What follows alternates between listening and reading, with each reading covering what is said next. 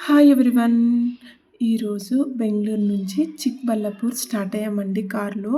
Almost మనకు బెంగుళూరు నుండి Chikballapur 70 kilometres ఉంటుందనమాట. మేము కార్‌లో వెళ్ళాము. నార్మల్‌గా అయితే మనకు 3 వేస్ ఉంటాయి. బస్, ట్రైన్ అలానే కార్‌లో వెళ్ళొచ్చు. బస్ అయితే మెజెస్టిక్ నుండి వెళ్ళొచ్చండి. డైరెక్ట్‌గా బసెస్ ఉంటాయి. ట్రైన్ అయితే వీక్లీ ట్వైస్ ఉంటాయి. బట్ టైమింగ్స్ అంత సెట్ అవ్వవు. చిక్బల్లాపూర్ వచ్చిన తర్వాత ఆదియోగి టెంపుల్‌కి ఇది ఎంట్రీ పాయింట్ అనమాట. అక్కడ నుండి ఆదియోగి టెంపుల్ దగ్గరికి వెళ్ళడానికి 2 కిలోమీటర్స్ మనకి డిస్టెన్స్ ఉంటుందండి. కంప్లీట్‌గా ఘాట్ రోడ్ అనమాట. సీనరీ వైస్‌గా చాలా బావుంటుంది. మనం సైడ్‌కి ఆపి ఫొటోస్ కూడా దిగొచ్చు. బట్ సేఫ్‌గా జాగ్రత్తగా ఉండండి. మేము ఎగ్జాక్ట్‌గా సమ్మర్ టైంలో ఎళ్ళాము. చాలా వేడుందండి. కొంచెం అనీజీగానే అనిపిచ్చింది.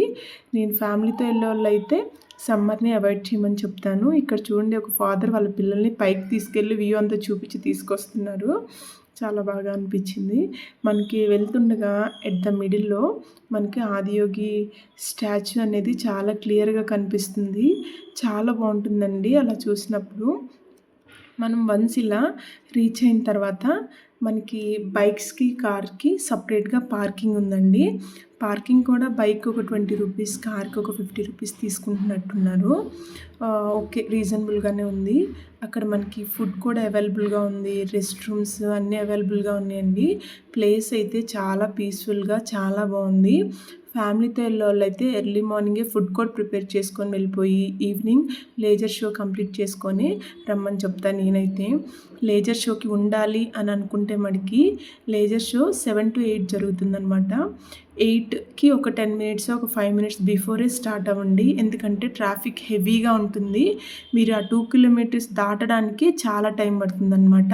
ఇది మటికి బాగా గుర్తుపెట్టుకోండి. మేమైతే లేజర్ షోకి ఉండలేదు. 4:30కే బ్యాక్ రిటర్న్ అయిపోయాము, కొంచెం వర్క్ ఉండబట్టి.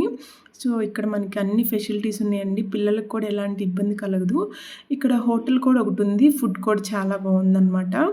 ఇక్కడ ఆదియోగి టెంపుల్‌కి ఎదురుగా మనకి నందీశ్వరుడు ఉంటాడు. అలానే యోగేశ్వర లింగ ఉంటుందనమాట. లోపలికి వెళ్తే చక్కగా మెడిటేషన్ చేసుకోవచ్చు. చాలా పాజిటివ్‌గా అనిపిస్తుంది. లోపలికి ఫోన్ ఎలో లేదు. జస్ట్ నేను కొంచెం జూమ్ చేసి దేవుడిని మీకు చూపిద్దామని జూమ్ చేశాననమాట. ఆల్మోస్ట్ ఒక 1 అవర్ దాకా మేము అక్కడే స్పెండ్ చేశాము. చాలా ప్లెజెంట్‌గా ఉంది. ఆ మంత్రాలకి అక్కడే ఉండాలనిపిస్తుంది కాబట్టి బయటికి రావాలని లేదనమాట. అంత పాజిటివ్ వైబ్ ఉందండి. మనకిక్కడ ప్రసాదం కూడా నల్ల నువ్వుల లడ్డు ఇస్తున్నారు. చాలా బావుంది. నేను ఇంటికొచ్చి ఆ లడ్డుని నేను ట్రై చేశాననమాట. ఒకసారి మీకు కూడా చూపిస్తాను అది ఎలా చేయాలో. ఎదురుగా ఉన్న నందీశ్వరుని కూడా ఒకసారి దర్శించుకోండి. ఈ నందీశ్వరుడు 21 ఫీట్ హైట్ ఉంటారు. అలానే ఆదియోగి స్టాచ్యూ 112 ఫీట్ కన్‌స్ట్రక్ట్ చేశారండి. ఆ 112 ఫీట్ హైట్‌ని కన్‌స్ట్రక్ట్ చేయడానికి ఒక రీజన్ ఉందంట. యోగ శాస్త్రంలో 112 వేస్ ఉంటాయంట మోక్షానికి. అలానే హ్యూమన్ బాడీలో కూడా 112 సర్కిల్స్ ఉంటాయంట. వీటిని బేస్ చేసుకొనే ఇలా కన్‌స్ట్రక్ట్ చేశారంటండి. నేను అక్కడ తెలుసుకున్నాను. అక్కడున్న వాలంటీర్స్ ఉన్నారు కదా, వాళ్ళని అడిగితే నాకు చెప్పారనమాట. చాలా పీస్‌ఫుల్‌గా ఉందండి. పక్కనే హోటల్ ఉందని చెప్పా కదా, హోటల్‌లో ఫుడ్ కూడా చాలా బావుందండి. హోటల్‌కి ఆనుకొనే ఒక షాప్ ఉంది. అందులో చిన్న చిన్న ఆదియోగి స్టాచ్యూస్, అలానే కడియాసు, చౌలీలు, హ్యాండ్ మేడెడ్ ఉన్నాయి. అలానే కాటన్ శారీస్ ఉన్నాయి. అంతా చాలా స్టఫ్ ఉందనమాట. మనకు నచ్చితే తీసుకోవచ్చండి. ఇలాంటి మరెన్నో వీడియోస్ కోసం మన ఛానల్‌ని సబ్స్క్రైబ్ చేయాలి.